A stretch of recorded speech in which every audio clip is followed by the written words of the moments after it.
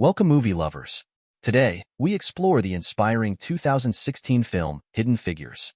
How did these black women conquer racism and sexism at NASA during the space race? Join us as we uncover the untold story of Katherine Johnson, Dorothy Vaughan, and Mary Jackson, three brilliant minds who defied all odds to ensure John Glenn's successful orbit around Earth. Be sure to like, comment, and subscribe for more movie recaps and reviews. Let's dive right in. At just 10 years old, a prodigious girl named Katherine Johnson could solve the most challenging math problems in elementary school. The principal recognized her exceptional talent and called Katherine's parents, informing them she had been awarded a scholarship. This scholarship allowed her to skip straight to the second grade of junior high school. Furthermore, she was accepted into the best black junior high school. In 1926, racism in America was rampant. Public facilities were segregated by skin color, including toilets, hospitals, schools, and even wash basins. Despite these harsh realities, the principal and teachers were incredibly proud of Katherine's intelligence. They believed that she would grow up to be a remarkable individual, proving that black people deserved equal treatment. Fast forward 35 years, Katherine is now an adult. One afternoon, while driving to work with her friends Dorothy Vaughan and Mary Jackson, their car broke down. They needed to hurry to their jobs at NASA, where they worked as mathematicians and engineers. In their moment of distress, a police officer approached them.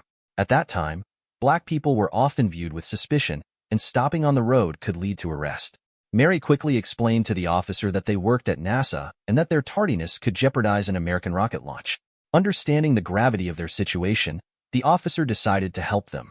At the NASA office, government officials were watching news about Russia's imminent rocket launch. This news prompted a visit from a presidential envoy, who demanded that Al Harrison, the head of NASA, expedite the development of an American rocket to compete with Russia. Upon arriving at the office, they immediately got to work. As they were distributing assignments, their boss, Vivian Mitchell, arrived and instructed Katherine to move to the Space Research Division. After Mitchell left, Dorothy rushed after her to request a promotion to room supervisor. Dorothy explained that she had been performing the duties of a supervisor for years, yet her salary remained that of a regular staff member, with no increase. However, Mitchell arrogantly dismissed Dorothy's request and threatened to fire her if she continued to demand a promotion. This left Dorothy feeling very disappointed. Meanwhile, in the Rocket Assembly Division, Mary's superiors were puzzled about why their rockets consistently failed to withstand the Earth's atmospheric heat. Mary provided a detailed explanation of the issue, impressing her boss. He promised to promote her to rocket assembly technician, disregarding her gender and skin color in favor of her expertise, given the urgent need to compete with Russia. Meanwhile, Katherine had just transferred to the Space Research Division and was initially mistaken for a cleaning lady when she met Al Harrison. Without hesitation, Harrison asked if Katherine could solve the rocket launch coordinate data formula. She confidently assured him that she could, within a matter of hours. Impressed by her confidence, Harrison assigned her to review the report of Paul Stafford, an accounting staff member. While working, Katherine suddenly needed to use the restroom. However, there were no restrooms for black employees in her new division's building, so she had to run 800 meters back to her former division's building. After that, she continued her work, despite enduring cynical looks from her new colleagues. After work, Katherine had to take care of her three daughters, as her husband and father had passed away, making her the sole breadwinner of the family. Fortunately, her mother helped care for the children at home. On a Sunday morning after church, Dorothy and Mary tried to set Katherine up with a soldier named Jim. Although Katherine initially refused, she ended up on a walk with Jim. During their conversation, Jim expressed surprise that NASA hired black female employees. Offended, Katherine explained that she was the first black student to receive a scholarship to the best white university in Virginia, emphasizing her intelligence. Jim, taken aback, silently wondered why she was angry. The next day at the office, Katherine went to get coffee and saw a small pot labeled specifically for black employees.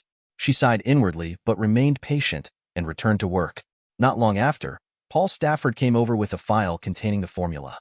Upon examining it, she noticed many scribbles, seemingly intended to make her task more difficult. Determined not to be thwarted, she used the light from a lamp to read the obscured data. Katherine realized that the data in the file matched the data on the whiteboard.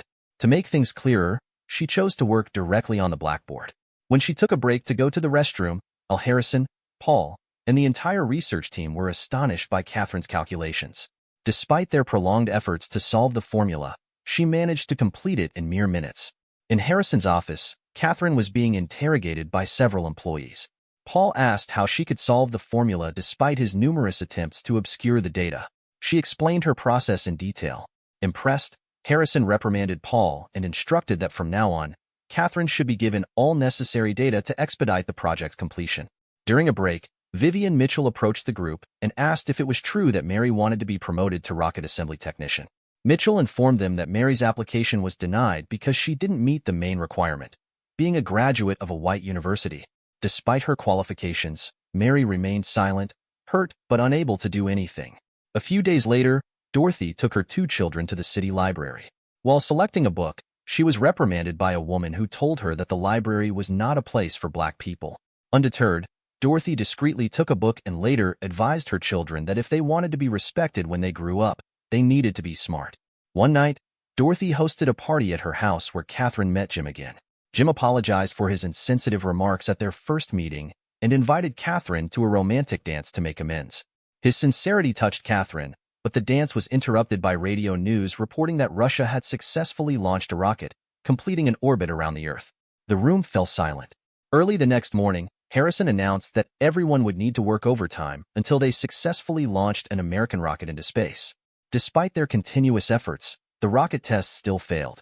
The following day, NASA purchased a sophisticated machine to automatically calculate coordinate formulas. Unfortunately, no one at NASA knew how to operate it. That night, Dorothy sneaked into the engine room and spent all night learning how the machine worked. The next day, she explained that this new machine could potentially replace the jobs of black accountants. Meanwhile, Mary went to court to apply for admission to a white university. After receiving her trial schedule, she rushed back to the office and told her boss she would not give up and would do everything possible to become a rocket engineer. A few days later, Harrison noticed that Katherine often left during work hours, even when it wasn't break time. Seeing Katherine's drenched condition, he became furious and demanded to know why she left work every day for 40 minutes. With tears in her eyes, Katherine finally released the anger she had been holding back. She explained that she spent 40 minutes a day just to use the restroom because black people were not allowed to ride bicycles, and she had to walk 800 meters in high heels to the old division building, where the only restroom for black people was located. She also pointed out that despite her intelligence and hard work, people were still disgusted by her black skin. Hearing Katherine's heartfelt outpouring, everyone in the room fell silent. After expressing her frustration, Katherine asked for permission to go to the restroom again. The next day, there was a commotion in the NASA building. Al Harrison, in a bold move, smashed the black-only signs that were posted over the restrooms. Before leaving, he declared, "At NASA, our urine is all the same color." From that moment on, there were no more segregated restrooms. Months later, the trial period ended, and on May 5, 1961, the United States prepared for its first official rocket launch. The manual rocket successfully flew into space, and Americans celebrated this monumental achievement. The creators of the NASA rocket received an award from President John F. Kennedy. In his speech, Kennedy declared that America would continue to explore space to win the competition against Russia. Day by day, Katherine and Jim's relationship grew closer. Meanwhile, in court, Mary Jackson was seen trying to convince the judge to allow her admission to a white university, aiming to become the first female engineer at NASA. She argued that while she might not have accomplished much yet, she was confident that in the coming years, her name would be immortalized as one of the greatest women in the world. This, in turn, would honor the judge as the first to give black people the opportunity to study at a white university. Impressed by her determination, the judge granted her permission. Back at the office, Katherine asked for permission to work on the calculation formula for the next rocket launch. Despite Paul's opposition, Harrison decided to trust Katherine based on her previous work. After 47 days in space, the NASA astronaut returned to Earth, but the rocket was destroyed and sank in the sea during landing. Government officials were disappointed and demanded that Harrison perfect the manufacture of the next rocket. At noon, Katherine gave Paul the calculated data, but he refused it, stating that the data had changed that morning. He insisted she recalculate using the new data. Patiently, Katherine asked to attend the meetings to stay updated with the latest data. Paul, however, continued to reject her request and told her to work with the existing data. The next day, Katherine's calculations were once again rejected by Paul. Desperate, she asked Harrison directly for permission to attend the meetings. After much persistence, he finally allowed her to join. In the meeting room, astronauts and government officials had gathered. Harrison reported that the research team was still calculating the coordinates for the rocket's launch and landing. The government envoy, unsatisfied with the vague report, demanded clearer numbers. At a loss for words, Harrison called on Katherine to perform the calculations on the spot. She effortlessly computed the complex formulas, impressing everyone in the room. Harrison confidently stated that the data would be finalized in a few days. Meanwhile, after studying NASA's automatic calculating machine for a long time, Dorothy secretly attempted to operate it. When the machine started running, two officers arrived, puzzled as to how it was functioning when no one else had managed to operate it. The next day, Vivian Mitchell informed Dorothy that her boss wanted her to run the NASA calculator and fire all the other black accountants. The officers had reported Dorothy's success to their superiors. Dorothy agreed to take the position, but only on the condition that all the other black accountants would also work with her. Mitchell reluctantly agreed. The night of Mary Jackson's first day of college, the lecturer was confused by the presence of a black woman in the class. Mary explained that she was legally enrolled and had a license to attend. Although she was the only black woman among the white men, she remained eager to learn. When Katherine arrived home from work, she was surprised to see everyone in the house dressed neatly and a special dinner prepared for her. Shortly after, Jim arrived, knelt down, and proposed to her. Overwhelmed with joy, Katherine cried and accepted his proposal. However, amid the happy moments, there were also sad ones. The next day, Harrison informed Katherine that NASA's automatic calculator would soon be operational, and her mathematical skills would no longer be needed in the Space Research Division. She was to return to her old division with the other black accountants. Resigned to the decision, Katherine received a pearl necklace from Harrison's secretary, a keepsake from all the Research Division employees. A few days later, after returning to her old division, Katherine's wedding party was held. On February 20th, 1962, America's second rocket launch began, broadcast on all TV and radio stations. This time, the mission was not just to fly into space but to orbit, just as Russia had done. In the operator's room, Harrison noticed a discrepancy in the machine's data from one day to the next. Concerned, he contacted the astronauts, who requested Katherine's assistance. They trusted her calculations and insisted that if she confirmed the coordinates, they would continue the mission. If not, they would abort. One of Harrison's staff members hurried to find Katherine, running the 800 meters that she used to run every day just to reach the restroom. Meanwhile, the astronauts were on their way to the rocket. Upon arriving, the staff handed the coordinates to Katherine and pleaded with her to recalculate as quickly as possible. After finishing, she ran to the operator station. Harrison, noticing her presence, invited her inside the operator room for the first time. Harrison then reported to the astronauts that Katherine's recalculated coordinates were accurate, and they could continue the mission. The countdown commenced, and the rocket successfully launched into space, everything proceeding smoothly. In the Black Clerks building, Dorothy was about to leave when Vivian Mitchell arrived, handing her an official letter of appointment as the head of the Calculating Machine Division. With their positions now equal, Mitchell respectfully addressed her as Mrs. Vaughan. Hours passed, and the mission to explore orbit was successful. However, as the rocket re-entered Earth's atmosphere, there was a problem with the heat barrier layer. Friendship 7. Do you copy? Over. Despite the tension, the astronauts managed to land safely on Earth.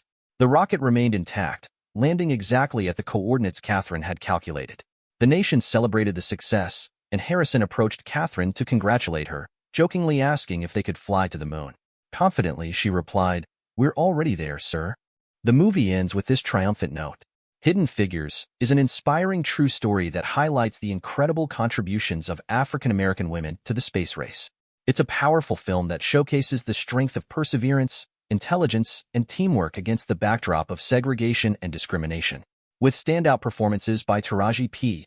Henson, Octavia Spencer, and Janelle Monáe, this movie is a must-watch for anyone interested in history, science, or social justice. We'd love to hear your thoughts on Hidden Figures.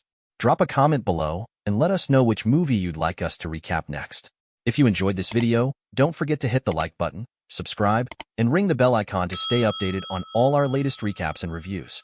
Your support enables us to continue bringing you more exciting movie content. Thanks for watching, and we'll see you in the next video.